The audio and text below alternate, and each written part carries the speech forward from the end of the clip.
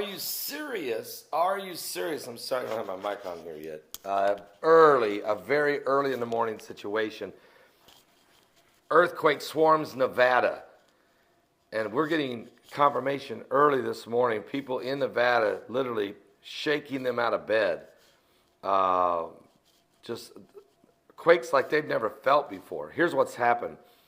We've had a 5.6 and a 5.5, 4 minutes apart. The first one hit at 3:18 a.m. A 5.6 earthquake hit in Nevada. It was only 8 kilometers deep. 4 minutes later, another powerful 5.5 in Nevada at 3:22 a.m. Now, following that, 4 minutes later, a 4.0, again, 9 kilometers deep.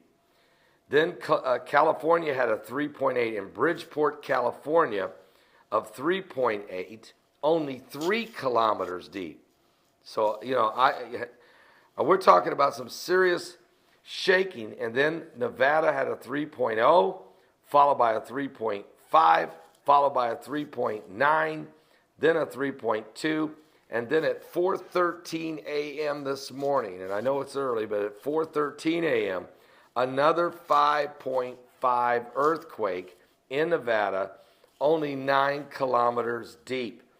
They've since then had 3.1, 3.0, 3.0, and then in Bridgeport, California, continues to shake, 3.2, and so on. So we have a situation developing. Matter of fact, just 11 minutes ago, we've had a 4.1, again in Nevada, only 8 kilometers deep. And the aftershocks continue there. So 5.6, 5.5, 5.5 earthquakes in Nevada, all of them less than 10 kilometers deep. They're around 8 and 9 kilometers. Very shallow, very powerful. And is this the results of the pressure that we've been concerned about? And that's the Earth is receiving so much pressure right now from the second wave of energy, but also from the solar flare activity from off the sun, which is really just the fact that there's a gaping hole in the sun's atmosphere, and there's nothing to block the CMEs. And remember, this comet 45P Honda, it's coming. It's going to get its closest point to the Earth, to the sun, New Year's Eve. Not to the Earth, to the sun. It has to whip around the sun. But when it gets that close, that a lot of times when comets get that close to the sun, either the comet just blows up or dives into the sun, or as it whips around the sun, it releases the release of the gravitational pull a lot of times releases solar flares, solar explosions or eruptions.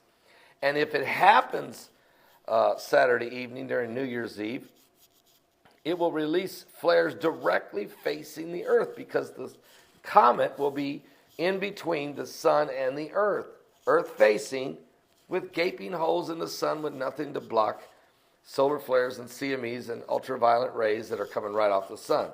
So don't miss our New Year's Eve broadcast. It's going to start at 9 p.m., going past midnight.